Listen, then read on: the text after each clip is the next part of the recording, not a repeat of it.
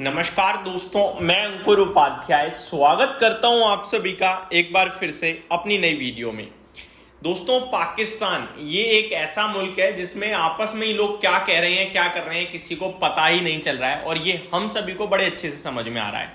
मैं आपके साथ एक एक करके 3 खबरें शेयर करना चाहता हूं। पहली, जो मैंने प्रीवियस वीडियो में आपसे कहा था कि अभी ऑफिशियल लेवल पे है या नहीं है, इसको लेकर कंफर्म नहीं हूं, बट मैंने ये हेडलाइन पढ़ी तो मैंने आपके साथ शेयर करी और वो हेडलाइन ये थी कि पाकिस्तान डी एस्केलेशन चाहता है। ये भारत पाकिस्तान के बीच में जो कुछ भी चल रहा है और पहली बार डी एस्केलेशन के लिए दोनों देशों में से किसी देश ने फर्स्ट अटेम्प्ट करा है ऑपरेशन सिंदूर के बाद। और ये तो पाकिस्तान को पहले एस्केलेट ही नहीं करना चाहिए था, जो डी एस्केलेशन का मौका मिले।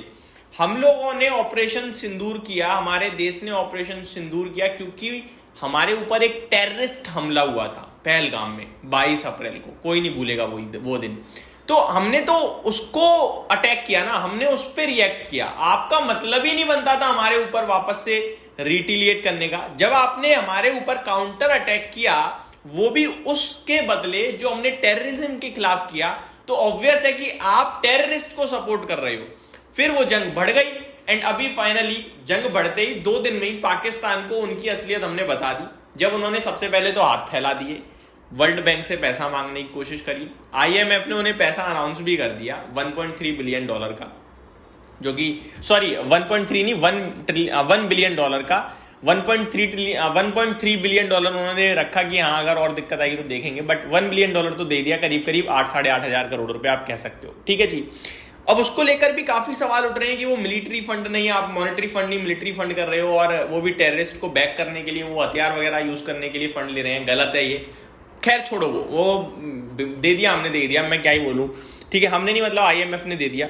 बट उसके बाद क्या हो रहा है? उसके बाद अभी खबरें सुबह से आ रही हैं डी एस्केलेशन को लेकर। देखो, यूएस कहेगा, कोई देश, कोई कंट्री नहीं चाहेगी कि किसी के बीच में जंग बढ़े जब तक वो खुद ही जंग ना कर रही हो, है ना।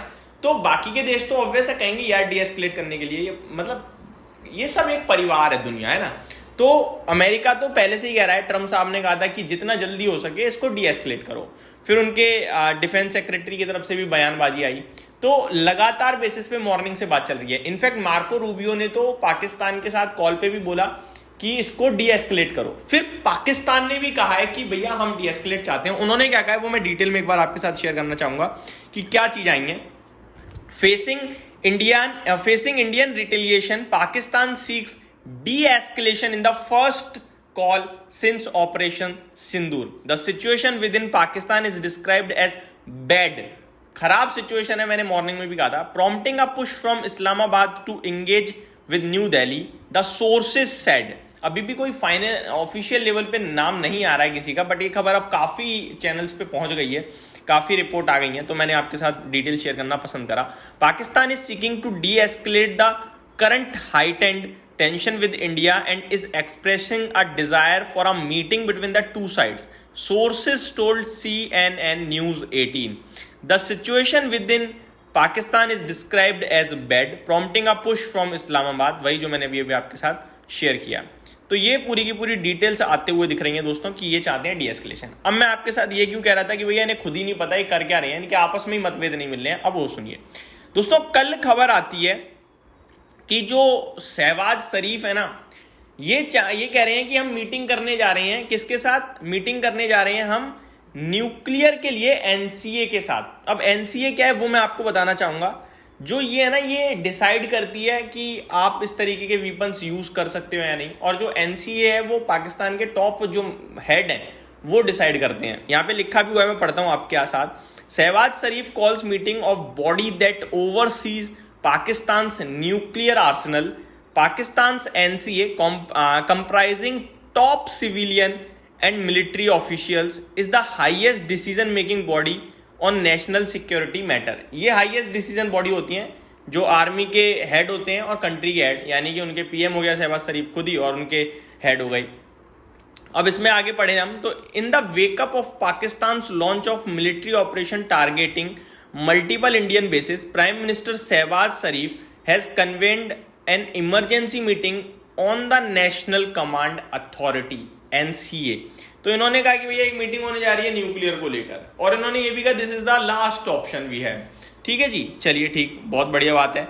अब आज खबर क्या आ रही है वो सुनो। आज इनके खुद के जो डिफेंस मिनिस्टर हैं ख्वाजा आसिफ हैं आई थिंक, वो पता है क्या कह रहे हैं कि उसके बारे में तो अभी हम सोच ही नहीं रहे, वो तो अभी है ही नहीं ऑन द कार्ड्स। अब ये सुनिए, इंडिया पाक टेंशन, पाक defence minister says nuclear not on cards right now, अभी नहीं है। एक तरफ आप कह रहे हो न्यूक्लियर के लिए हम एनसीए की मीटिंग कर रहे हैं, पूछेंगे, जांच पड़ताल करेंगे, अगर अप्रूवल आ गया तो करेंगे। दूसरी तरफ आप कह रहे हो कि हम डी एस्केलेशन चाहते हैं। तीसरी तरफ आप बॉर्डर पे हमला कर रहे हो, और चौथी तरफ आप कह रहे हो कि हम नहीं करने वाले हैं ऐसा कुछ अभी न्यूक्लियर। तो और अलग अलग बंदा कह रहा है, ये एक प्रधानमंत्री एक डिफेंस मिनिस्टर है, समझ लो आप। तो ये सारी चीजें हैं भाई साहब पाकिस्तान में। Pakistan defence minister Asif said the nuclear option is not on the cards yet amid escalating tensions between India and Pakistan. तो अभी तो नहीं है, बाद में आ जाए तो पता नहीं, लेकिन अभी इनके कार्ड में नहीं है। तो ये डिटेल्स आते हुए दिख रही हैं दोस्तों। अभी फाइनली एज अ निवेशक मेरे को तो देखो क्लियर चीजें दिख रही हैं कि ये ज्यादा लंबे समय तक नहीं चलने वाला है, और इससे बाजारों पे कितना फर्क पड़ने वाला है वो भी आपको दिख गया, नहीं पड़ने वाला ज्यादा। पाकिस्तान खुद एक दिन गिरने के बाद दूसरे दिन आधा रिकवर कर गया, 50% तो रिकवर हो गया, 7% गिरा, 3.5% रिकवर कर गया कराची इंडेक्स। भारत का बाजार तो खैर गिरा ही नहीं है ज्यादा, तो क्या ही रिकवर। तो मेरे हिसाब से यहाँ पे निवेशक तो बिल्कुल ना डरें, और ट्रेडर्स हो सकता है एक आध दिन और वॉलिटिलिटी देख लें। और जो मैटर था वो जो खिंचा था वो 2 ही दिन खिंचा, 8 और 9 को। अभी मेरे को लगता है उतना मैटर नहीं दिख रहा है आज अभी तक तो, बट इस बीच में रात में देखो क्या होता है क्या नहीं होता। इस बीच में एक और बड़ी खबर जो है वो भी सोर्सेज के माध्यम से है, गवर्नमेंट सोर्सेज हैं, लेकिन ये कह रहे हैं कि अगर फ्यूचर में कोई भी टेरर होता है by Pakistan will be considered as act of war, यानी कि वो वॉर का एक तरीके से एक्ट कहलाया जाएगा अगर आगे चलकर कोई भी अटैक होता है पाकिस्तान से भारत पे। तो ये एक और जो चीज निकल के आ रही है वो मैंने आपके साथ शेयर करी।